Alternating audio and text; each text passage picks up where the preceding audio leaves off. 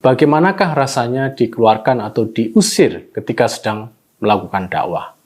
Tentu saja yang tahu adalah orang yang pernah merasakan momen itu, sebagaimana yang dialami oleh Haikal Hasan beberapa waktu lalu di Malang. Haikal Hasan menurut berita yang berkembang diusir dari kegiatan ceramahnya. Haikal Hasan menolak bahwa dirinya diusir.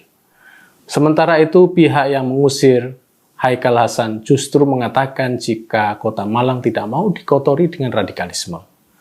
Konon yang mengusir Haikal Hasan adalah pemuda Pancasila. Alasan mereka mengusir Haikal Hasan adalah mereka menginginkan Malang sebagai kota damai dan tentram untuk semua agama. Agaknya pihak yang mengusir Haikal Hasan ini sudah mengamati sepak terjang dan materi ceramah dan dakwahnya. Karenanya mereka tanpa ragu untuk tidak hanya memberhentikan ceramah Haikal Hasan, namun juga mengusirnya. Bagi yang aktif di dunia dakwah, pengusiran apalagi oleh komunitas yang seharusnya menjadi sasaran dakwah mereka adalah hal yang mengagetkan dan memalukan. Lebih menyesakkan lagi apalagi pengusiran itu didasarkan pada argumen bahwa ceramah-ceramah atau dakwah dari seorang mubalik atau pendakwah itu dinilai provokatif dan bisa menimbulkan disharmoni di antara kalangan umat beragama. Hal serupa dengan Haikal Hasan dulu pernah dialami oleh Felix Xiao. Mubalik yang mu'alaf ini pernah diusir beberapa kali oleh organisasi kepemudaan ormas Islam. Ansor misalnya pernah mengusir Felix Xiao dari ceramahnya di kota Bangil, Pasuruan. Peristiwa yang terjadi pada tahun 2017 ini terjadi karena Felix Xiao tidak menyepakati 3 hal. Pertama, Felix diminta mau mengakui Pancasila dan NKRI. Kedua, Felix tidak mendakwahkan khilafat dalam pengajiannya. Yang ketiga, Felix bersedia meninggalkan HTI, organisasi yang sudah dibubarkan oleh pemerintah sejak tahun 2017. Atas 3 hal itu, Felix tidak bersedia pada ketiga kesepakatan dan dia meninggalkan lokasi ceramah. Meskipun menurut pihak yang memberikan 3 hal syarat tidak mengusirnya, namun Felix merasa terusir. Sugi Nur lain lagi. Peristiwa ini terjadi sekitar Desember 2021. Pesantren Sugi Nur ditolak untuk dibangun di kota Malang. Sugi Nur ini berencana membangun pesantren, namun warga Malang tidak bisa menerima kehadiran pesantren yang dia akan bangun. Sugi Nur berusaha untuk menemui warga yang menolaknya. Bahkan MWJNU mencoba menjadi jembatan agar warga penolak mau bertemu dengan Sugi Nur. Namun tetap saja warga menolaknya. Khalid Basalamah juga pernah ditolak kehadirannya di Sidoarjo. Peristiwa ini terjadi pada tahun 2017 juga. Basalamah diusir dari daerah yang mayoritas NU. Ini karena ceramah dia dianggap penuh dengan kebencian atas madhab Islam lainnya. Isi ceramahnya menimbulkan reaksi dari kelompok yang dijelekannya. Masih banyak lagi para penceramah yang ketika menjalankan misinya justru ditolak oleh kaum yang mereka anggap harus mendengarnya.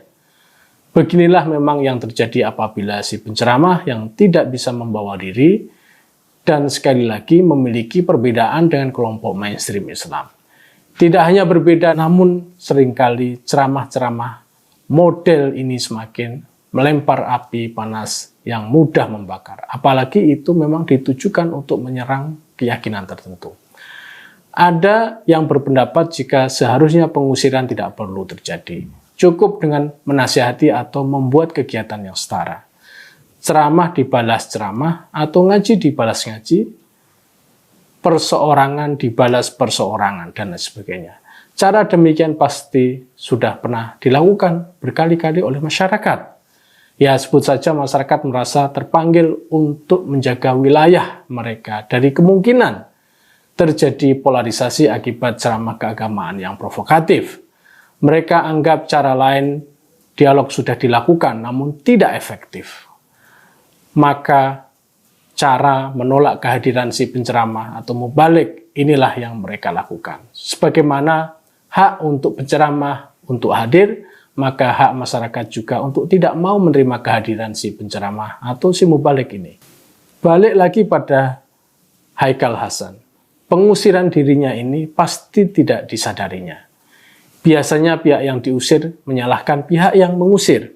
Jika dia memiliki kapabilitas bernegosiasi dengan masyarakat sekitarnya, maka mungkin dia bisa melanjutkan ceramahnya. Dakwah di masyarakat memang tidak mudah, apalagi jika itu terjadi di wilayah di mana masyarakatnya itu memang sudah mengetahui sisi yang mereka pandang tidak cocok dengan keagamaan mereka. Mereka, masyarakat yang mengusir Haikal Hasan, pasti sudah memiliki hitungan-hitungan tersendiri. Sudah barang tentu sebelum komunitas tempat mengusir Haikal Hasan, mereka pasti sudah mempelajari lebih dahulu tentang pihak yang mereka usir. Bahan-bahan sudah mereka kumpulkan. Itu hal yang pasti. Ini artinya pengusiran Haikal Hasan sudah barang tentu adalah hal yang nampaknya sudah mereka pikirkan sebelumnya.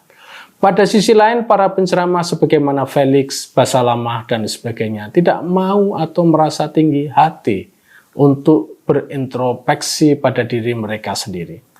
Kira-kira apa yang menyebabkan mereka ditolak kehadirannya? Harusnya mereka melakukan itu dan senantiasa muhasabah. Senjata yang biasa dipakai mereka sedang berdakwah dan amar ma'ruf nahi mungkar. Masalahnya mereka terkadang sudah memposisikan diri bahwa diri mereka lebih tinggi daripada yang diceramahinya, sehingga ketika mereka terusir, sekali lagi pihak yang disalahkan adalah pihak yang mengusirnya. Bercermin nampaknya cara yang terbaik agar para pendakwah dan penceramah bisa memperbaiki konten dan materi dakwah mereka. Terkadang para mubalik dan penceramah ini menganggap bahwa masyarakat yang didakwainya dianggap kumpulan orang-orang yang bisa diceramai begitu saja. Mereka anggap masyarakat harus menerima apapun yang mereka sampaikan. Bagaimana bisa menerima jika apa yang mereka sampaikan itu bertentangan dengan keyakinan masyarakat sehari-hari? Rata-rata dari pengusiran para penceramah atau mubalik yang provokatif itu ada latar belakang kehidupan yang penuh toleransi dan kerukunan umat beragama. Selama ini, jika terjadi pengusiran penceramah seringkali disalahkan karena setiap orang memiliki hak untuk mengemukakan pendapat mereka di ruang publik. Jika kita tersinggung, mari buat yang senada untuk menandinginya. Hal seperti ini ada benarnya, namun sekali lagi audien atau masyarakat memiliki cara sendiri untuk menilainya, bahkan kadangkala tidak terduga sama sekali oleh orang atau pihak yang diusirnya. Sebagai catatan, pengusiran nampaknya tidak pernah menjadi bahan pelajaran bagi pihak penceramah dan mubalik. Padahal setiap saat mereka berceramah, mereka minta untuk pihak yang diceramai agar melakukan introspeksi diri. Mengapa itu sulit terjadi pada penceramah-penceramah seperti Felix Xiao, Haikal Hasan, Basalamah, dan lain sebagainya. Demikian, wassalamualaikum warahmatullahi wabarakatuh.